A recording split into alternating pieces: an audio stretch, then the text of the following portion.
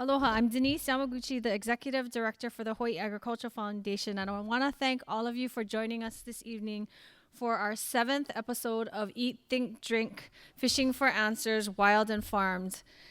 The Hawaii Agricultural Foundation launched Eat, Think, Drink in November of 2016 in an effort to spark meaningful conversations about important agricultural and food issues facing our community, and to build and engage a larger network of conscious and caring consumers like you. Before we start, I'd like to thank our presenting sponsor, Hawaiian Airlines, and our supporting sponsors, Alexander and Baldwin, ʻAlohilani Resort, Waikiki Beach, Hawaii Crop Improvement Association, Honolulu Magazine and Honolulu Family, Kamehameha Schools, Lend-Lease, the State of Hawaii, and the Ulupono Initiative. Tonight, you will have an opportunity to hear from leaders and innovators of the seafood industry. Our keynote speaker tonight is John Finger, and he is the co-founder and CEO of Hog Island Oyster Company. Tonight, John will share his company's 35-year journey to becoming one of the premier producers of sustainable shellfish.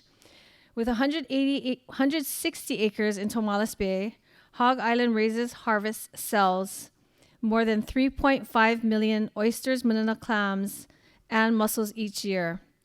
The company is part of a global community of B corporations, benefits corporation is what that means, that have been certified to meet rigorous standards of social and environmental performance, accountability, and transparency.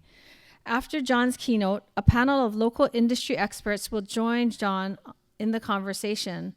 Brooks Takenaka, General Manager of United Fishing Agency, operates the Honolulu Fish Auction and as an industry veteran brings his knowledge and expertise from over 40 years of professional experience in Hawaii's fishing and seafood industries. Ron Weidenbach, manager of Hawaii Fish Company, is Hawaii's oldest land-based family-owned aquaculture farm. Located on the north shore of Oahu, the company's current production focus is on its premium North Shore tilapia, which we will all have a chance to try tonight.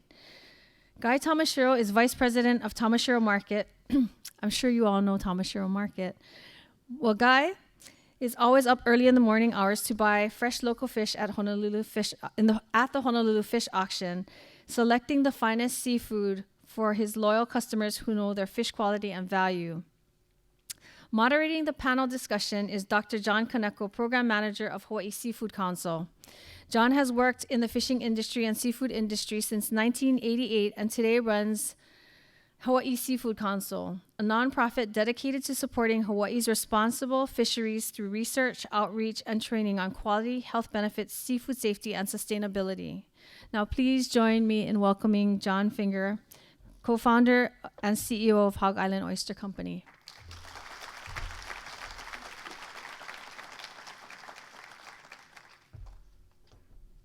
Good evening. First, I wanted to say thanks to Denise and Allison and the Hawaii Agriculture Foundation for inviting me over here to share my story and my thoughts on sustainable seafood. Get this going here. So, back up a second. So, the ocean and fishing has always been in my blood. This is me. I think I was 9 or 10 years old, the first striped bass I ever caught. I grew up on the East End, Long Island, in New York. People know much about that. And when I was growing up, it was very rural, potato farms, and we were constantly fishing and hunting, clamming.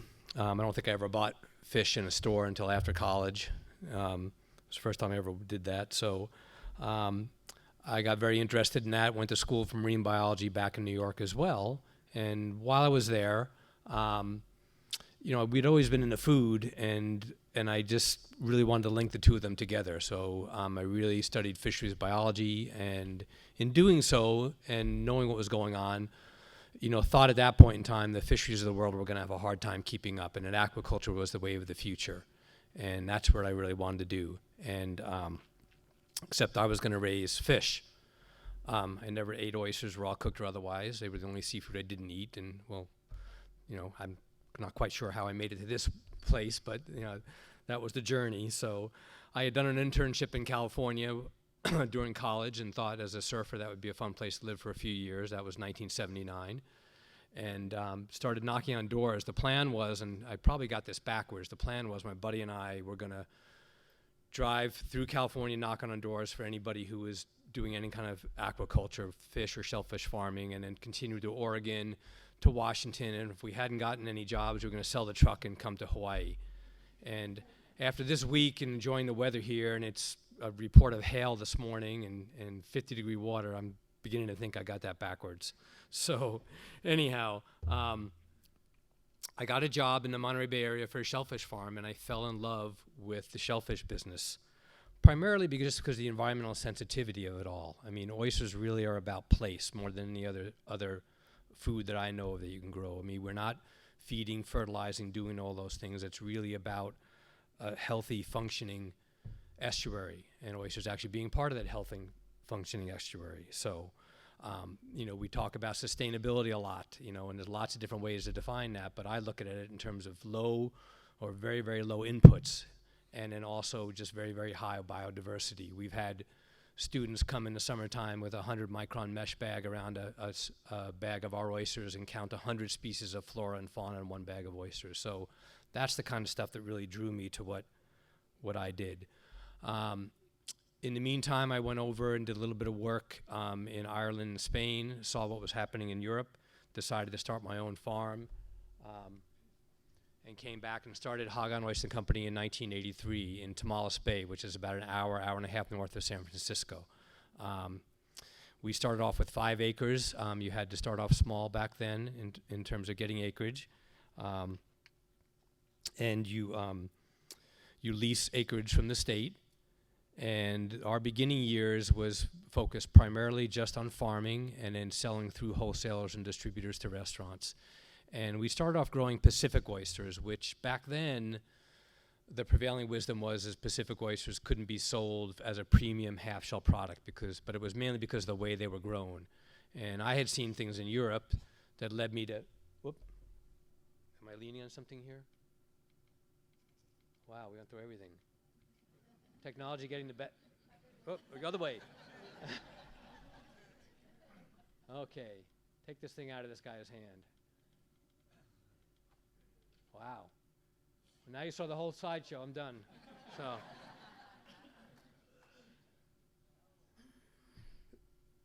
So the prevailing wisdom at the time was Pacific oysters were these large oysters that were for frying or barbecue, and you wouldn't really eat them raw. Why is that doing that? I'm going to put this down so I'm not holding on to it. So anyhow, and so we had a little bit of an uphill battle at the time convincing people that no, because of these growing methods, what's called the single seed method, that we could produce a nice small oyster that was suitable for eating raw in a half shell. Luckily for us, it was right time, right place, the sort of California food movement. Our first 2 accounts were Chez Panisse and Zuni Cafe. And we did a simple thing. We asked them to put them on the menu as Hog Islands, and next thing we knew, we had food writers coming to talk to us, and we started establishing our brand. And then we grow oysters primarily what's called a rack and bag method, which is a French method, which you can see in the lower right-hand corner there. Gets the oysters up off the bottom, keeps them clean, gets a lot more water flow going by them. Over the years, we grew from that 5 acres to 160 acres, as Denise said, in 4 different places in Tamales Bay. To get this thing out of my hands. This is a view of our largest lease at the very north end of the bay. You can see the rows of racks there. And you can also see that most everything we do is intertidal. So we have about a 6 or 7 foot tide range there. So we like the oysters to be out of the water a little bit every day. That conditions them and gets them used to closing up against the air, which is important when you're selling oysters live in the shell. And so this is a low tide on one of our leases. Over the years, we used a few different methods. In the lower right-hand corner, you can see, I didn't do anything that time. Wow. In the lower right-hand corner is our bottom bags where the bottom is hard enough. You can, are you doing this to me? Bottom bags where the bottom is hard enough to grow oysters on the bottom. You can see the rack and bag culture in the middle. The upper left shows you tipping bags, which is a a method that's gaining popularity. Where you attach a float to the bag, and the bag tips with every tidal cycle, which tumbles the oysters, makes a nice polished round shell. All these things, help you produce a better oyster. But getting back to again, what I love about it is, and what I tell people is 75% of the business is site selection. Even with all these methods, you really need to have a good place to grow the oysters and to know what a good place looks like and the water flow and the patterns and the tides. So, the company grew. We did fairly well in terms of establishing our brand. Probably didn't do real great financially. It's a struggle in the Bay Area to make a living farming.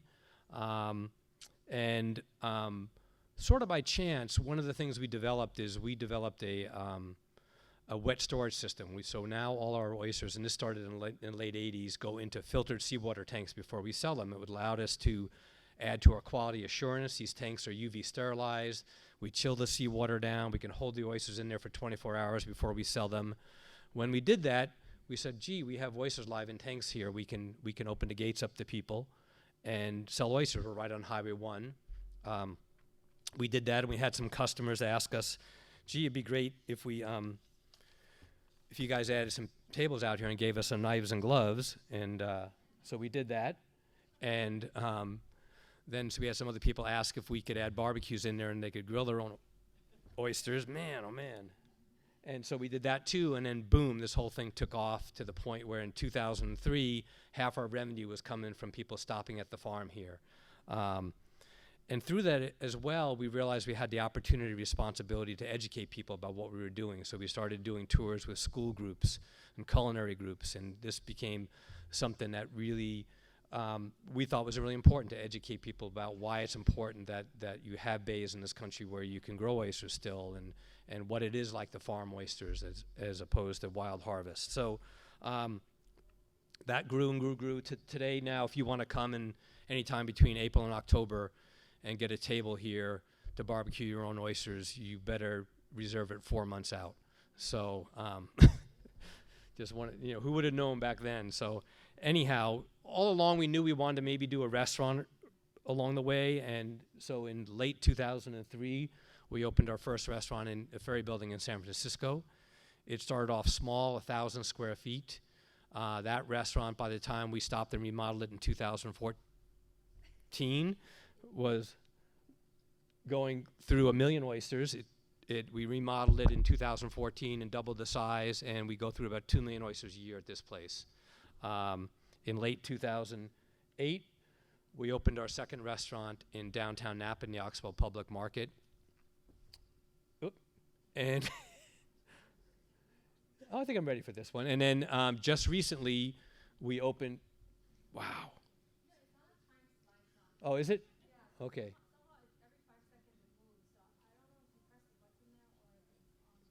Okay. Yeah, I'll keep on going back and forth if people don't mind. We'll get it. We'll work it out. So in March of this year, we opened up Tony's Seafood Restaurant, which is down the street from the farm. And this was a 70-year-old, 3-generation seafood restaurant that took us about 14 months to remodel because it's built out over the water. And this would be real interesting in sort of a Northern California seafood restaurant. And then coming up, we have one more restaurant planned in the fall of this year in Southern Marin in Larkspur Landing, or what's called Marin Country Mart. So with all that, currently, we, as Denise says, we produce about 3 to 3.5 million oysters a year in Tamales Bay. We sell company-wide about 6 million oysters.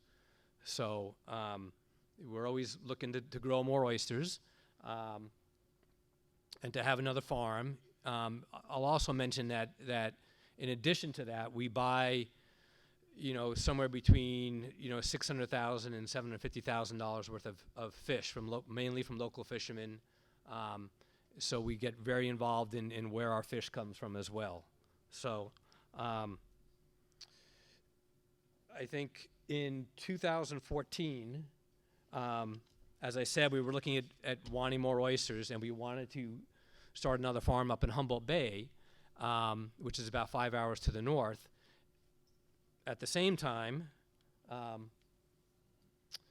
there were a lot of issues with the supply of oyster seed. All our seed for oyster farms on the West Coast comes from hatcheries, and hatcheries began having problems producing enough seed. So, and I'll get back to why that is. It has something to do with changing ocean conditions. But we decided to invest in a hatchery and nursery and another oyster farm. So we have both a hatchery, which is on land, it's an 11,000 square foot building, and a nursery, which is these big long rafts that you see to the lower right here, where we can produce oyster seed anywhere from a 1/4 inch up to 3/4 of an inch or 1 inch.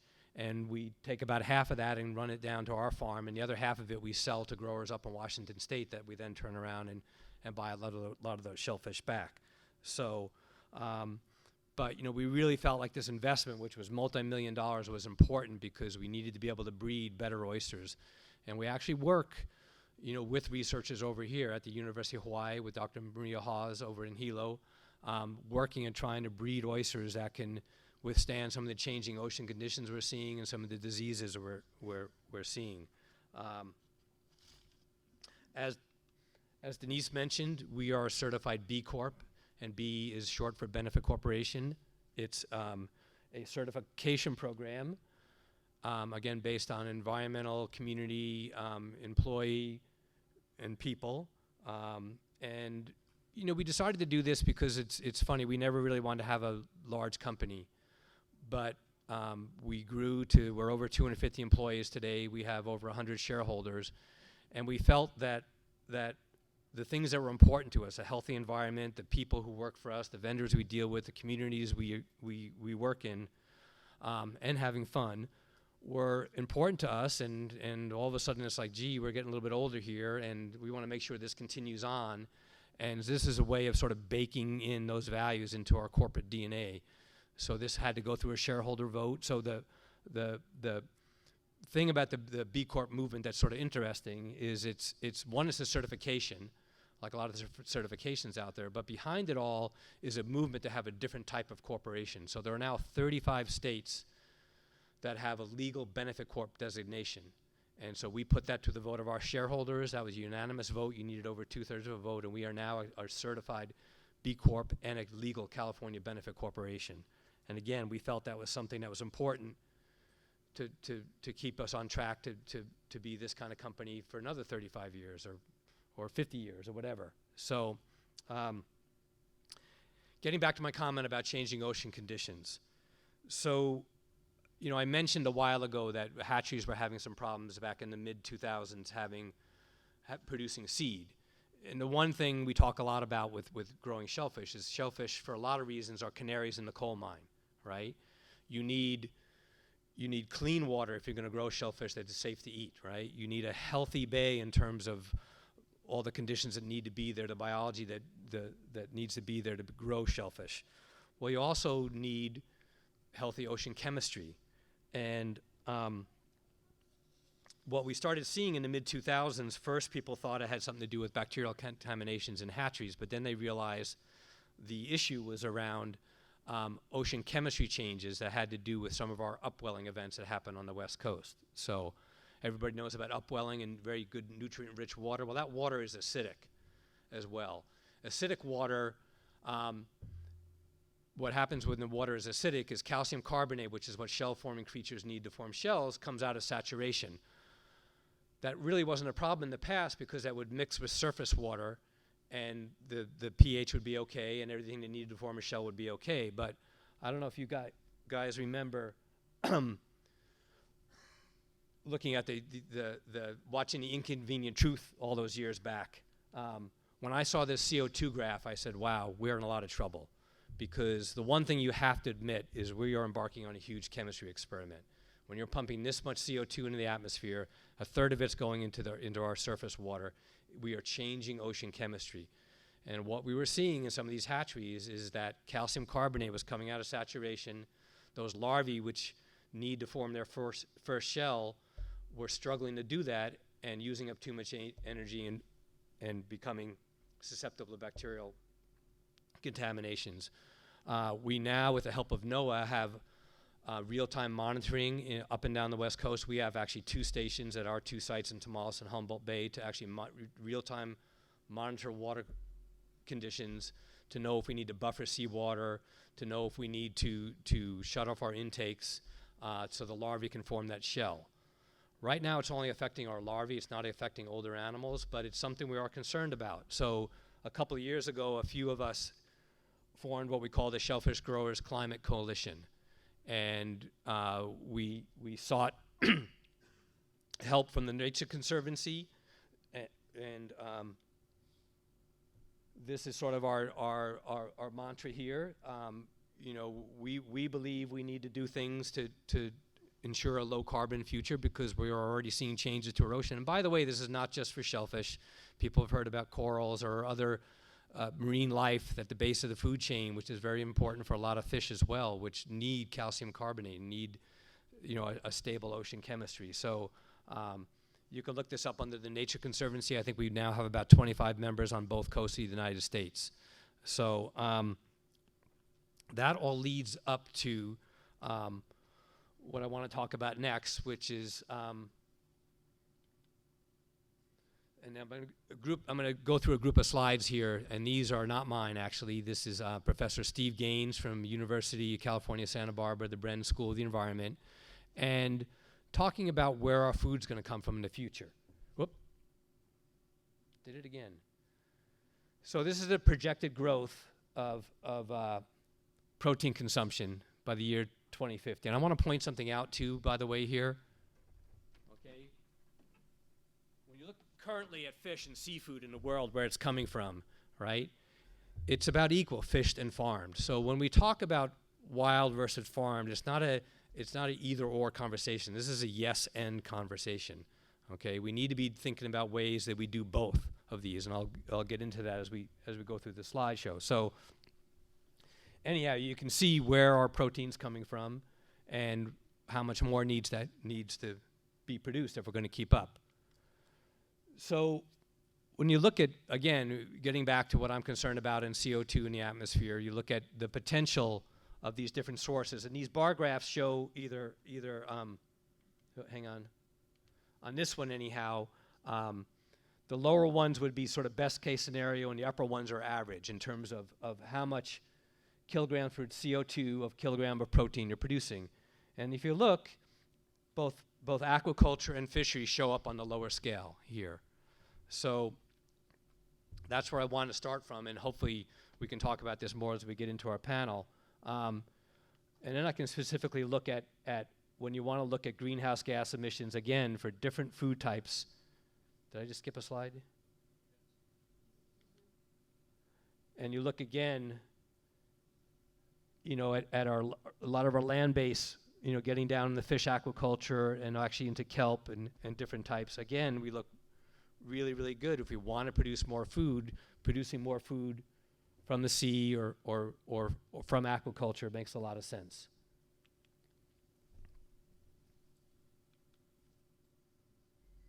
Again here, you know, and shellfish would be down around unfed aquaculture down there. So, and one of the other things I look at, and it's very important in California, is not just the greenhouse gas emissions, but I'm looking at our fresh water use as well. One of the other things we want to look at is just area used, right? There's been a lot of studies have shown that it would not take much surface area in our oceans or our coastal waters to grow, you know, all the seafood we would need. You know, it doesn't take up as much as land as we need to produce on land. So anyhow, I just wanted to sort of tee that up a little bit, you know, and getting ready for our panel discussion. You know, a lot of times people ask me, you know, it's confusing. How do we know what's good, what's bad, whether it's fished, whether it's farmed? And really, I'll start off by saying it's not good to generalize. There are always exceptions to every rule. But, you know, one person put it to me, like, it's sort of like the 4 S's. If you think about whether it's fished or whether it's farmed, you know, of course, lower on the food chain is going to be a little bit easier to do sustainably, right? But you think about small fish, silver, shellfish, seaweeds. Those are all things that are going to be easier, especially as we're looking at farming species. And again, there are exceptions. I always say no absolutes. There are lots of small fisheries, the hook and line fisheries for lots of different types of fish that are managed sustainably, and I think we're going to talk about that here a little bit. But I think in general we really need to look to the seas to get more food. So thank you very much.